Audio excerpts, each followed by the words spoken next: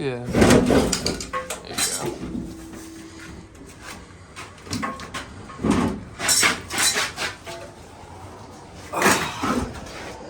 It's heavy.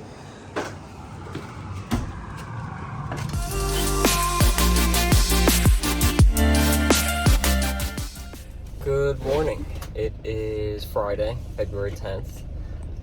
Me and Peter are on our way to our first job, which is going to be replacing the heat exchanger in a Weil Mclain Ultra, where a hole blew through due to lack of maintenance. I was there a while ago. Let me see what date.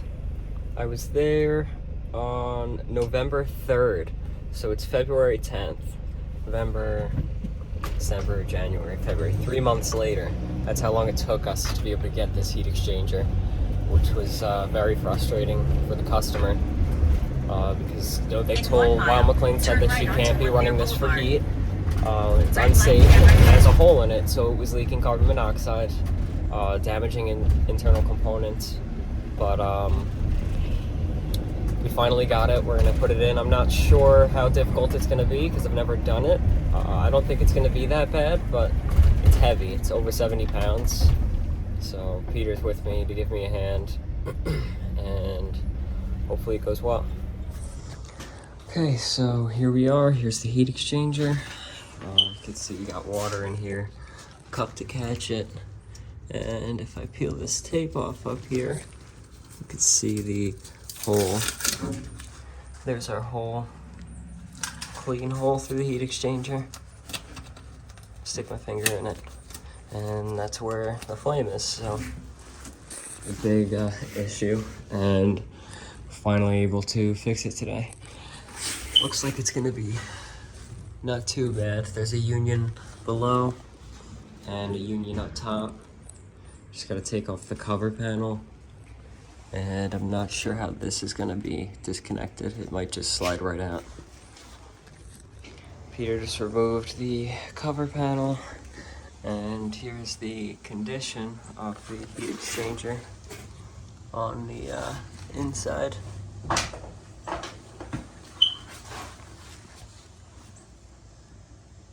And right through there is where the hole is, which is right here. We're draining down now. Thankfully they have a drain right below, so we ran the hose down to the ground. It's lower. Isolated all of our zones, and the air's pulling into the vent so we can get it fully drained down. And it came with a new piece for the exhaust termination, so hold that out to push this out of the way. There's 3 screws, which were tough to get to but with keeping this plate on, but I didn't want to disconnect all the wiring, so got it out. And we can't put the new one in until the new heat exchanger's in. But you couldn't take the heat exchanger out without taking that out, because these bolts you have to lift up and out to get out, and you couldn't do that with the pipe there. But we're disconnected on our unions, both of them, and we should be able to loosen it up and just pull it right out. Okay, so I got them all unscrewed, and I think that's all the connections, so let's see if I can get it out.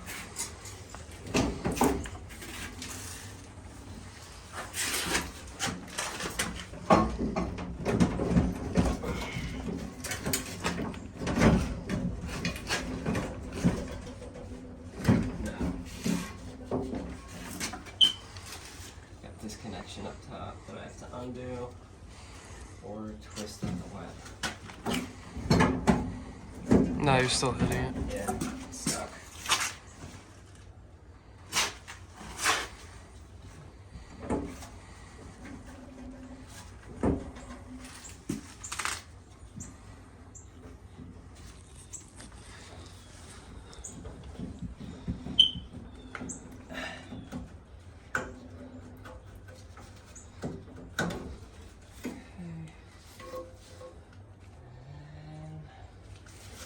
Still going? Yeah. There you go.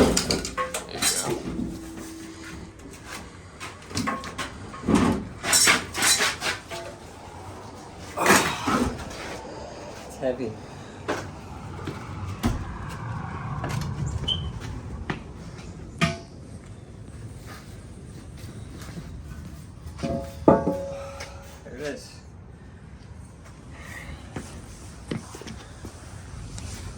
There's your hole. Oh, that was heavy. Was it? Yeah. Okay, so I just took a look inside the unit. Saw this massive rust spot. Took a look at the heat exchanger. This is the back side. And boom, we got another hole right there. You can see light right through it. So that's nuts. 2 holes. Wow. Okay, so Peter's taking off these bolts so we could transfer them onto this heat exchanger. It comes with new temperature sensors. Screwing on those temperature sensors. And comes with some other things like adapters for the Ultra, I think 1 and 2 series. Because it's a different wire connection. You get a new flame rod igniter and a new fluid temperature sensor. They give you a few extra nuts and bolts. Oh, Peter, look. They gave us. They're that long on that one too? No. Oh no, that's not for it. I don't know what that's for then. Oh, maybe the new exhaust piece. I don't know. But that's weird.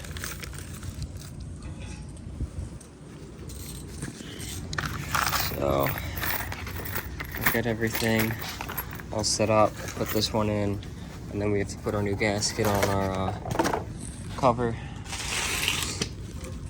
And then we got to figure out how to get the exhaust in. And let's see, this is where it drains out of. The new piece right here.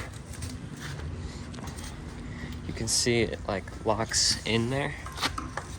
And this kind of gives the water a path to flow, where it's flowing on plastic instead of the metal that it eats away at. I don't know if this helps with the holes or not, but it's pretty cool. The other one was just this metal tube. Oh, but it did have like a rubber drip hose. It looks like a piece of garbage. Yeah, I don't even know the point in that one. But it's pretty nuts that it had a second hole right back here. Okay, so I'm undoing these bolts on the burner assembly. There's 3 of them with these little bend up tabs. You can see it. Those little tabs right here lock in the bolt in place. But it comes with new ones every time you get any kits to do any work like this. So there's our new ones, our new bolts. And I have to take this off so I could put the new refractory material on there. This is what prevents the heat from overheating the cover plate. And this one is like already falling apart even though it was just recently replaced. And we're gonna get a brush and clean this off well now. Okay, so we got the new refractory on, and it's still the same type of material. Sometimes it comes with different material from the other ones, and new gasket on, and we tried to clean this up as much as possible.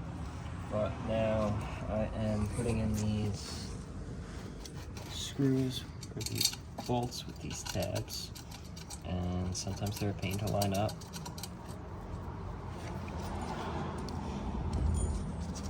And if you don't put these on right, they'll loosen up and a gap will. Okay, so we got the block in, and it was actually very difficult to get the water connections on once we dropped it in.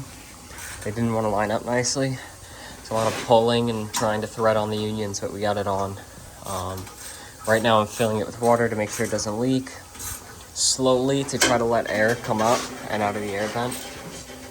And I changed some of the wiring here. So last time the other mic was here, he jumped out the first and the third port. I'm not sure what that did, but I saw that the end switches were tied in on both of these, and then it came to one on the boiler.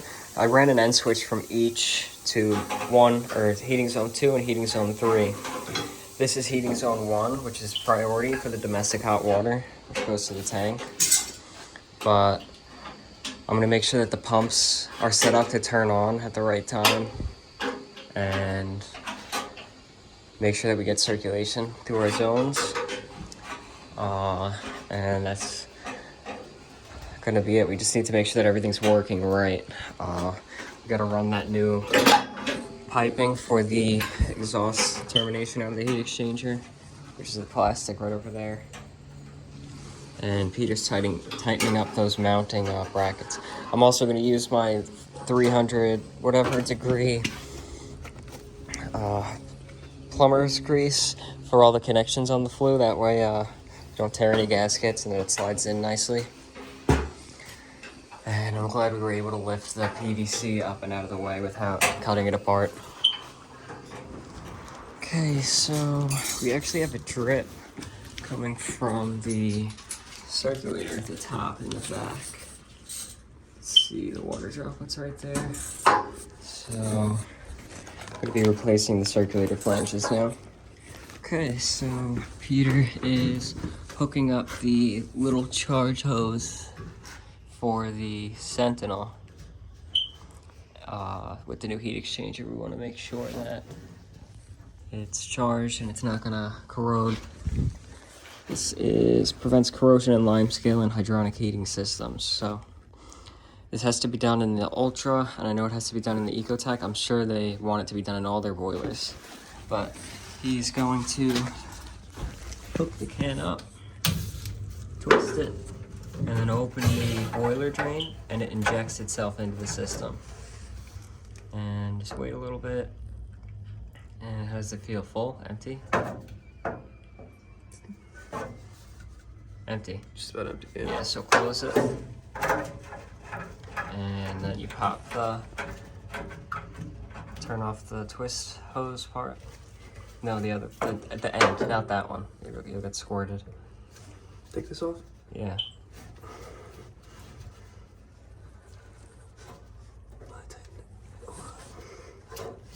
Oh, getting a little bit of water, but. Oh, we're getting some of that now. Screw it on then. What are you loosening it still for? And open up the boiler drain, make sure it all goes in.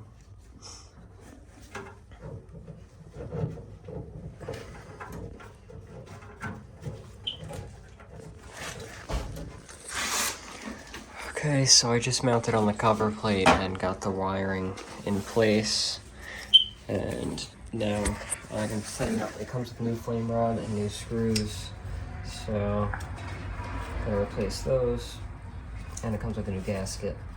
It also comes with a new temperature sensor, which I forgot and I have to put in. But with this, you have to make sure that you get the ground screw on in the wiring harness, and it specifically is supposed to go to this one hole. It's not supposed to go to the other one. I think because it's closer to the ground of the flame rod, and sometimes it's a pain to line up. Got that one. It'd be nice if it came with a new sight glass and new gasket, but it didn't. Makes it harder to see inside there without the new one.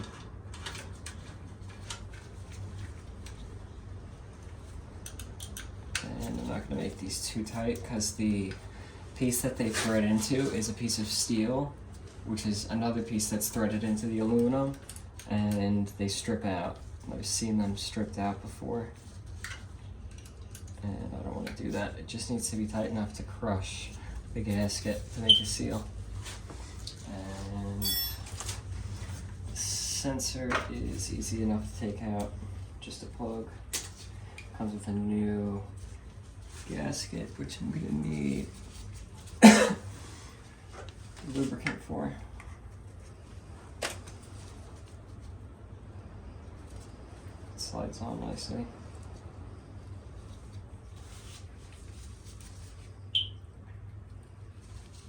because I'm going to be doing a combustion test, I'm just going to leave it hanging.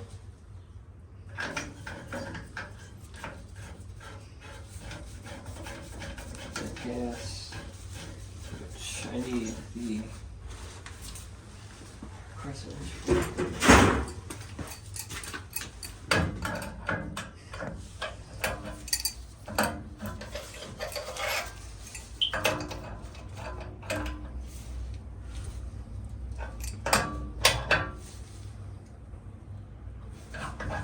You can see the corrosion that's falling off of it from that hole being there. Wipe it. And this can be opened up. And gas valve back here could be opened up. And I'll double check everything's okay. And move on to getting ready to start it up. Okay, so we're running, and we've been running perfectly fine without issues. I've been cycling domestic hot water on and off to make sure that our heating pumps are working and that our wiring is good, which it is. I had to change another pump on in the settings, which is good. Everything's circulating, zone valves open. Did a combustion analysis with these results, which is perfect, exactly what we needed it to be in the manual. And no leaks.